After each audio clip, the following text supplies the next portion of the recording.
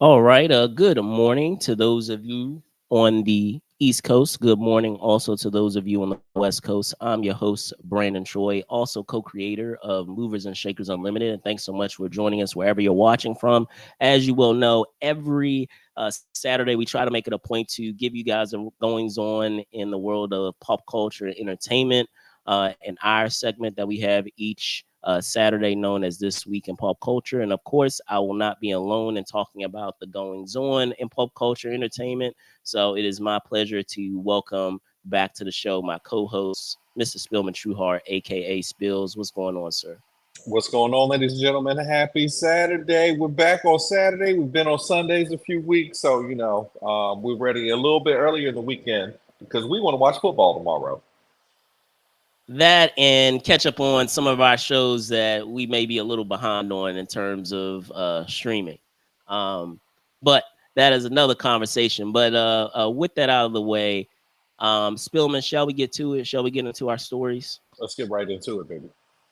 All right, cool. So I will put both of them up now. One is regarding casting news, and the other is regarding info with a well-known director getting their star on the Hollywood Walk of Fame. So let me place them up here as well.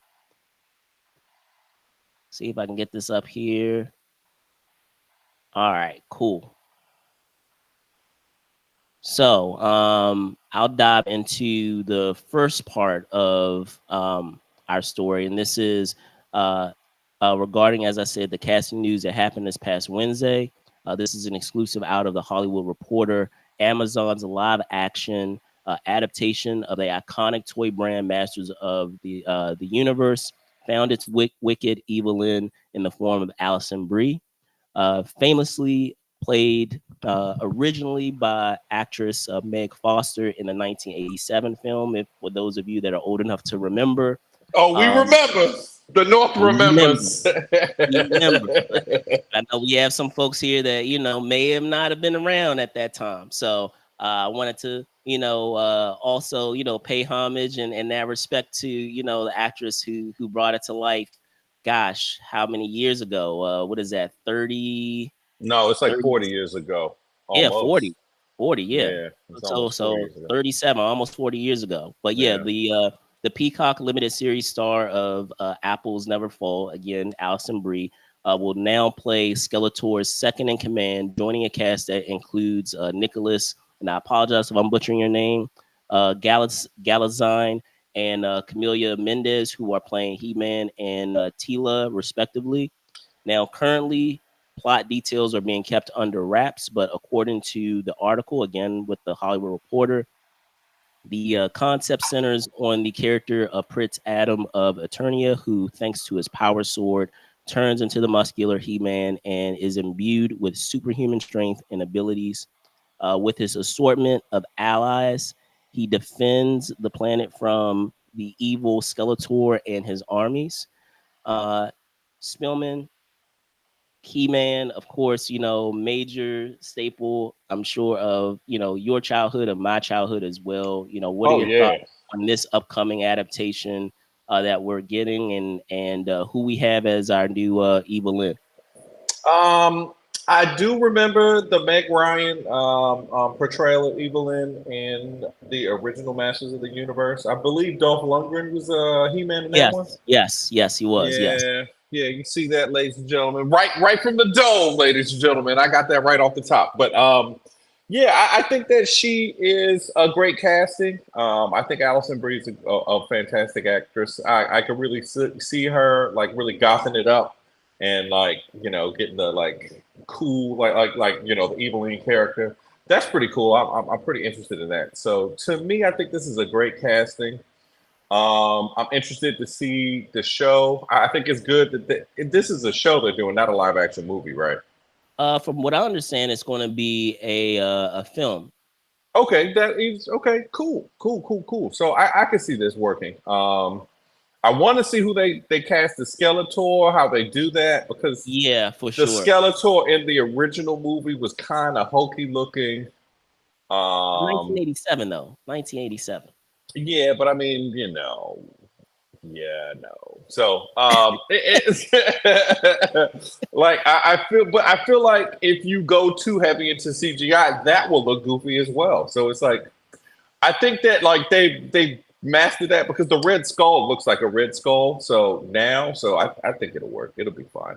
Um, I like to see these kind of things, but again, this is another retread, ladies and gentlemen. I feel like we should name like segments like these the discount tire section, and just be like, all right, look, Discount tires. we know, we know that these are not new tires. But you're not trying to spend a lot of money, are you? No, you're not. So let's not make the argument that But I like this. We'll see. It'll be cool, I guess. I imagine they're coming out 2026 with the show, maybe 2025. Yeah. That it looks like that's what the the target is. I'll Hmm. confirm that in a moment. But I guess in commenting on what you're saying, I don't know if the used tire is an adequate comparison. Only reason why I say that is because we're talking about Amazon here, and we know Amazon is not cheap. They drop money on a lot of their shows and a lot of their projects. A good example of that is infamously Rings of Power, which is what That's a one of the most retread, though. That's another it retread. is. It That's is. But something that somebody but already had. but and the way that you're explaining it, I just want to be clear that they are not holding back on the resources that they have to Oh produce these. no, no, no, no, no. That's not what I'm saying. I'm not saying it Okay. that way. I'm saying All we're right. not spending money on development of new ideas, I or got we're not I, spending money on development of new tires. Those tires are used tires. These are the same tires. okay. All right. All Yeah. right. I guess when I'm just thinking of used tires, I'm thinking that okay, it has some traction on it that we're not really like polishing it, or that we're not it's not a refurbished Oh version. yes, yes, We're just yes. like wiping it down a couple of times and we're good to go. Slap I'm it like right on there.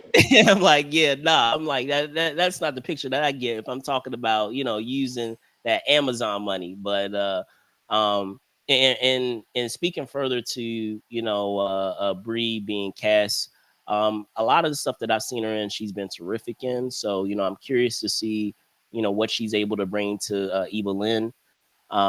She has some, as I mentioned before, some shoes to fill with, folks, the our actress that played her prior. So, um, I'm definitely looking forward to seeing what they do with it, especially in the context now of where our technology is and what we can do with special effects. So, I'm curious to see what they're able to do, not just with her character, but just with the overall world of Eternia, and a lot of the characters and the feel of the aesthetic, if you will, of that world. I'm curious to see how they're able to pull it off. Oh yes, that would be yeah, tremendous. I believe so. Cool. All right. So getting into the other part of it, I just had it up just now. And this is centered around, legendary director Tim Burton. This past Tuesday, he received his star, the 2,788th, to be more specific, star on the Hollywood Walk of Fame. He's of course, the director of the highly anticipated sequel Beetlejuice, which released this weekend. He was joined by his friends and colleagues Danny DeVito, Deep Roy, Michael Keaton, Winona Ryder, actress, and as well as his partner Monica Bellucci, and costume designer Colleen Atwood for that occasion on Tuesday. Spillman, it goes without saying, as I said, legendary director. His filmography. I could go down the line. Whether it's '89 Batman, I've talked about it so many times on the show. First movie I ever saw. Batman Returns, Edward Scissorhands, the original Beetlejuice, of course. It would people don't talk about this enough or very often, but Pee Wee's Big Adventure, I He's didn't produced, realize that he did Pee Wee's Big Adventure, but now that I yeah, look back, it makes perfect sense. yeah. So what are your thoughts on him receiving his star on the Hollywood Walk of Fame? And I put this up here finally. I think, uh, obviously Tim Burton is a legendary director. I feel like he, in my mind's eye, whenever I think of Tim Burton, I think of Tim Burton people, and Tim Burton people, Yes, people with like the people, a lot of our eccentric, alternative eccentric, friends, so rustic, yeah, yeah, eccentric our and hot very topic rustic. shoppers. That's what I call them, the hot topic Yeah, shoppers. I'd be like, oh, okay, you was a hot topic person, huh? And they'd be like, how'd you know? I'd be like, I don't know. I could just tell. So, yeah, I think it's well deserved. He has definitely. I do respect his stylistic choices. Um, obviously he has a set style that he goes for.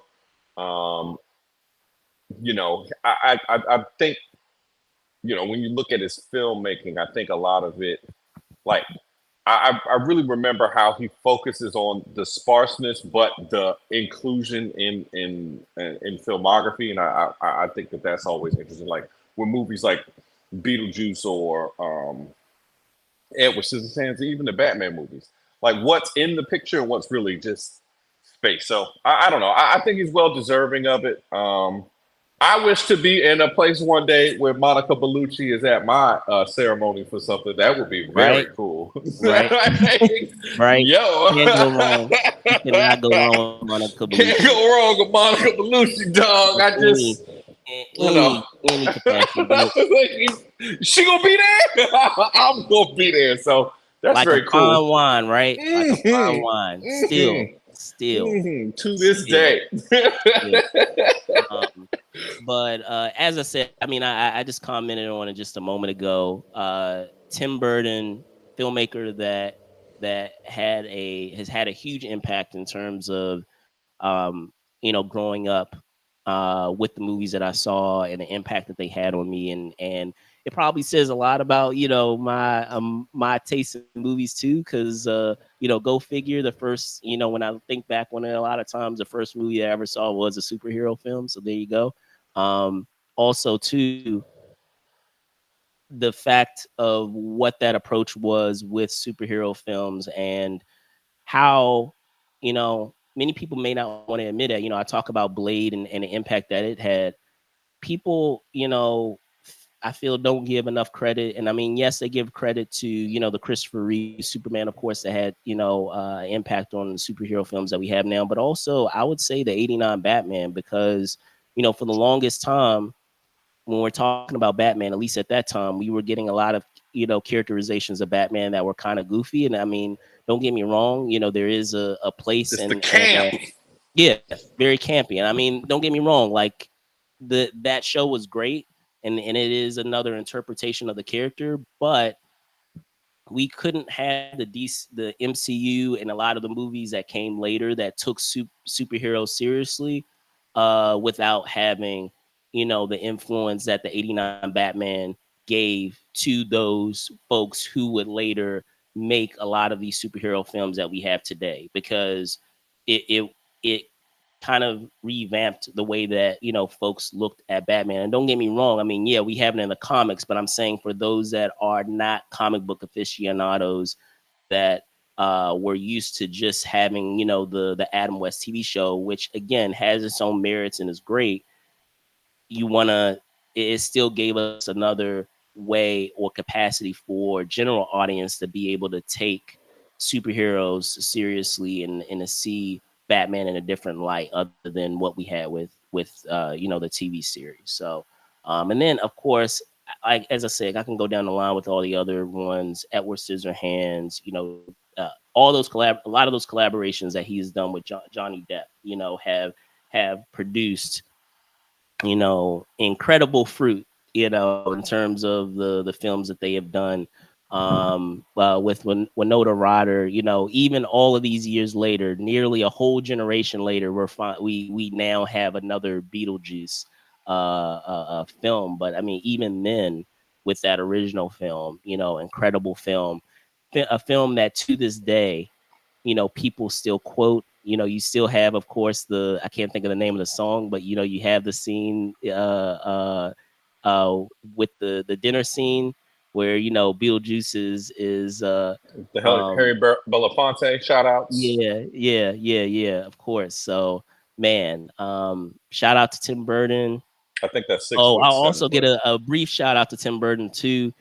He probably will not remember this because I'm sure he, takes plenty of pictures. But once upon a time in DC, when there was a little film that he did called Mars Attacks way back when, we were shooting on location.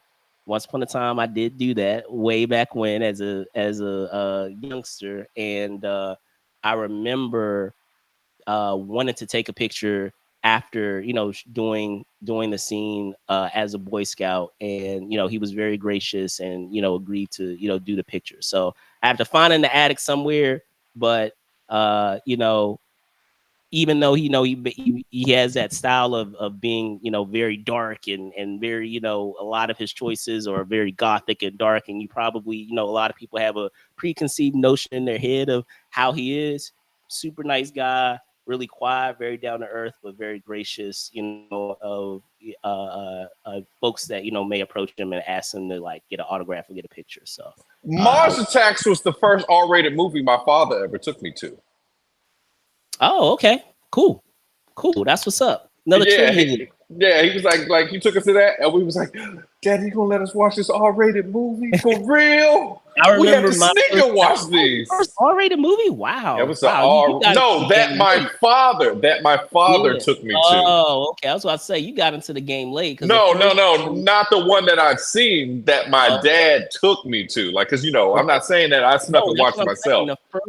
This was the first that I went to and that I saw. So my first R-rated movie, and I've mentioned this to him because I've had him on the show before, was Die Hard 2. Because Okay. I've had Bill Sadler on the show a couple of times for those that have checked it out, and I've geeked out with him about them. I'm like, this is surreal. I have the villain of my very first R-rated movie on this show. So shout out to Bill also. Cool dude. But yeah, like it's It's just crazy your parents took you to see Die Hard. That movie came out like 1993. You was like 8 years old. no, Die Hard 2. No, Die Hard 2 came out in 90, I think, right? So I want to That's say, even crazier. so I was 4. Well, I'll tell you why. I'll tell you offline why. Okay, okay, But okay. it's a funny reason why. That's funny. Yeah.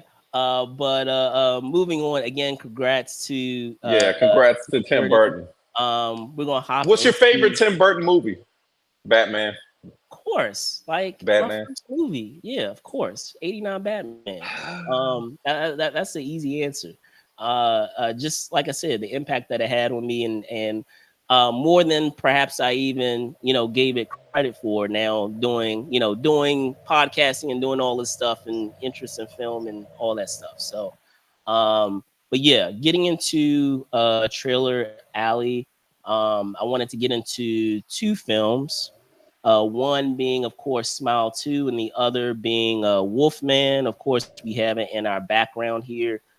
So just to get into some information regarding both films, I'll talk first about Smile 2. On Wednesday, horror fans were treated to a brand new trailer for this highly anticipated sequel, simply known as Smile 2. The synopsis for the film is listed as, or reads as follows. About to embark on a new world tour, global pop sensation Sky Riley, played by Naomi Scott, but begins experiencing increasingly terrifying and inexplicable events. Overwhelmed by the escalating horrors and pressures of fame, Sky is forced to face her dark past to regain control of her life before it spirals out of control. Produced by Marty Bowen, Wick Godfrey, Isaac Klausner, Parker Finn. Salerno. It is also written and directed by Parker Finn. Smile 2 is set to put a smile on your face on October 18th. So before we get into Wolfman, I wanted to briefly get into Smile 2. Have you seen the first Smile, Spillman?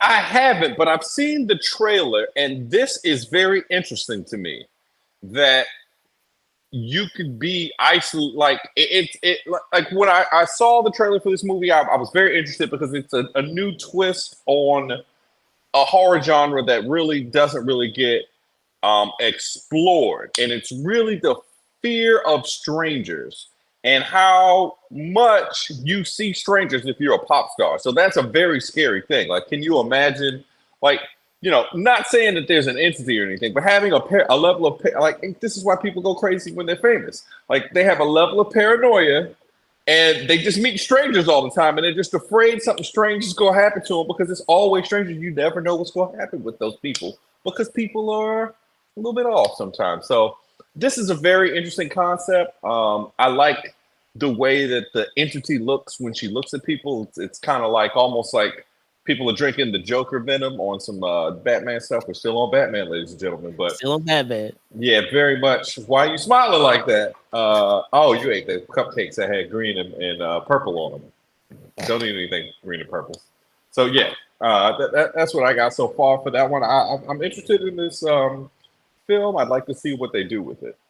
So I'll take it a step further, and I'll try to kind of tiptoe around the film without giving you spoilers, Spillman. But for those that have seen it, um, I'm interested to see what they've done. It seems like in this film they've escalated things. So in the first film, the main character was a psychiatrist, and so you have that element of what you're seeing now, and them kind of commenting on the idea of mental health and is are these people actually crazy, or is there something else going on? And I won't spoil what is actually revealed, but just the fact that that film kind of plays on that, and it kind of keeps you second guessing the entire film of which way it's going to go, which was really good. um so it's great that in this film, you have an element of that too, right? When we're talking about celebrity and how crazy that life can get with how wild and insane fans can be, and that fanaticism of folks that admire you, and how that can be scary too. There's an element of mental illness that could be attributed to that as well. So while the first film was a way more self-contained story of this psychiatrist and the patients that she comes across, this provides a even larger lens and canvas of talking about celebrity and how that can add elements of crazy too. So everything that they've showed thus far, seems very wild and crazy in a good way. When you're talking about a sequel, you always want to escalate things, right? But at the same time, if this film, and it looks like based on how people are reacting to it, that it may do well. uh here's the thing. Oh, what's up, Ray? How you doing? What's up, Ray? Good to have you. But yeah, if we're talking about this film and the escalation, I would have hoped that they maybe save this for a third film, because if this film, as I said, does really well, I don't know where else they could take it to take it a step further. Space. That's where you go on the third movie. Space. So what? Satellites? Like I don't what? know. That's what I'm saying. Like, this is escalated to such a degree. I feel like they have escalated it so far beyond Well, where the first movie is in terms of its potential, that I don't know if they can top it should they decide to you'd do another go you'd go into the you go into the next space where this is the new space where we talk about the internet and how isolating but overall like access to people that you get from the internet. So, But you know, see, they that could would be, kind of do that with this movie. So yeah, hopefully but they don't. it's just, but if they were writing them, that's where it goes. It starts out in the psychiatrist's office, then it's in Yeah, but celebrity. that's my only Yeah. concern, and that's my concern a lot of times when we have franchises in general. Sometimes when you have that second film, they push it so far or escalate it so far beyond what the original was that it's hard for it to top itself when you get to the third film. The third film is kind of like falls flat, and it's kind of like meh because like they've escalated it so far to the second one that you have nowhere else to go. So. Um, I'm looking forward to this film. Everything that they've shown on it, looks very promising. But I just hope, fingers crossed, if we get more of it, that they are able to find a good way to escalate it further. Um, but what about you guys out there, you Ray or anyone else that we have that watches it either now or after the fact? What are your thoughts on what we have with this sequel and where it can go if they continue the story further? I'm curious to know from you all. But switching gears, that was not the only trailer that premiered, of course, this week. We also had Wolfman, a teaser of Wolfman that we got a look at as well. So I'll put our poster back up here. But as I said, we got to look at the reimagining. I love when people when studios use that term, a reimagining of Wolfman. It will be produced by Jason Blum, of course, of Blumhouse. As I said, it's characterized as a reimagining of the classic monster franchise that launched with 1941's The Wolfman. In terms of the synopsis, what has been shared is the following information. I'm gonna get into it now. This says Golden Globe nominee Christopher Abbott of Poor Things and It Comes at Night stars as Blake, a San Francisco husband and father who inherits his remote childhood home in rural Oregon after his own father vanishes and is presumed dead.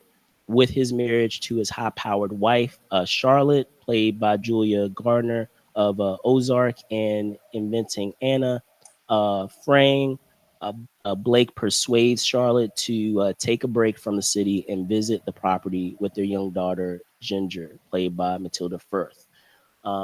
Based on what we see in the trailer, it isn't anything that's that far, removed from what we're accustomed to when it comes to a lot of these types of, films, Spillman, where, we have a father, from what it seems, is, transforming into a werewolf or a wolfman, however way you want to, describe it, and kind of that push and pull between you know trying to fight for the person that you love who is also a monster, having that Jekyll Hyde kind of component there. So what are your thoughts on what they showed with this teaser? I like the teaser. I'm really interested in the Wolfman thing. I like the Benicio del Toro remake they made about 10 or 15. It's almost 15 years ago now, Yeah, isn't yeah, it? it's been a minute. Yeah. I'm interested in it. I really like the Wolfman genre. It's the right time of year to be pushing something like that. Whenever it gets cold, as a man with a beard, ladies and gentlemen, I definitely am into the Wolfman stuff. Sometimes I'm out late at night and I'm howling at the moon, so I do understand that. Um, so I'm just interested to see how they do it. It's always interesting because they kind of make the Wolfman a tortured soul. So I want to see how they make him a tortured soul in this one. I wonder what time period they're going to go for because generally they said it like the late 19th century. So we'll see. Yeah. So Well, when they I don't when know. they use, I was gonna say when they use the word reimagining, and I mean I have no proof of this, but at least from what I gathered from what they showed, it looks like, and I could be wrong about this, it looks like it could be relatively modern. And I know a lot of times when they use reimaginings because they're, maybe placing it in a more recognizable setting versus, a older setting. But I will also say this, and speaking of what you're saying of always having, just that idea of that conflict of, characters that are, fighting against the monster within, so to speak. um they have terrific actors, in those roles. The only concern that I have is that, based off of the info that is shared about this film, it's supposed to be releasing in January. And for anyone who is, aware of, how releases work when it comes to January. January is, notoriously known as a dumpster month for a lot of Hmm. studios. When they're trying to, like, when they don't really have a lot of, either A, they don't have a lot of confidence in a film, or B, they're ashamed of the film and they want it to kind of disappear. So I don't think it is a idea of them being ashamed of the film. I think it's more of the former, where maybe they're not sure about the film, and they don't want it to have to compete against some other releases. So maybe by putting it in January, maybe it can get some business, because it may not have to compete with as many other films. And then this may be a film where word of mouth may help it, continue to generate, revenue, and create a, a snowball effect in terms of it, being able to um, make a make some noise, so to speak, at the box office. So we'll see. You have terrific actors. You have, great folks involved. As I said, you have Jason Blum, who, is a master in terms of, creating effective, for the most part, creating, effective horror films. And I know, on a business end, for a lot of studios, he's able to produce them and create them, with not a lot of money. He normally is very frugal in terms of the budgets with a lot of these films, so he's able to still make effective films without having to spend a lot of money, which, business wise, is something that I know a lot of, is something that's encouraged, these days, as studios are more frugal with, trying to spend. Retreads, baby. That's right. Put these tires on there. Okay, so let's see. If Smile had a There third you movie go. other than taking it to space, you could take it to another familiar escalator. The way. Oh, that's a Yeah. that's a What if the terrific. president lost his mind, ladies and gentlemen? No, that is terrific. Yeah, put it in politics. I didn't. Wow, that would. Wow, yeah. No, that would be terrific. It's a lot of paranoia in that. Yes, sir. So we're gonna give you a shout out, Ray, if that's where it goes. That is a terrific idea. I didn't even that is a way to escalate it. You go from celebrity to politics, man, man, or religion. Mm. So wow, wow. You have a televangelist. Oh man, wow, wow. But no, absolutely agree with you. That is a way you can, for sure, escalate it. Um, but going back to Wolfman briefly, any, remaining thoughts, Spillman, on this film? As I said, they just gave us a teaser, just gave us a peek what what we can, anticipate. And if memory serves, I believe we also have a picture. I'm gonna try to see if I can share with you guys. If you guys don't want to see it, I completely understand, and you guys can skip past this part if you guys are watching it. But apparently, we do have a picture, for this character, or this iteration, if you will. So let me see if I can pull it up now and share it with you guys. I found it. See if I can get it here. Here. Okay. Okay, I think I got it now. See if it can be pulled up. But while we're doing that, any remaining thoughts on the film overall, or what are looking forward to with this film. Oh yeah, I mean the fact that it's coming out in January does scare me for it. You know, if I was selling something, I say I wouldn't want people to I wouldn't want to sell something when people have to walk around in snow, and that's what happens in January. People don't walk out of their house generally in snow times. That's why they put the movies out in the summer because that's when people want to go outside and do stuff. Right. Um, so I do understand that sentiment that it's probably going to be a stinker. So I don't know. That's kind of strange. All right, here we go. I'm gonna share it up All here right, here now. we go, ladies and gentlemen.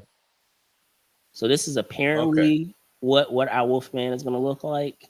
Um, Okay. Yeah, I have no more faith in this film. oh wow, that was that was drastic. That was instant.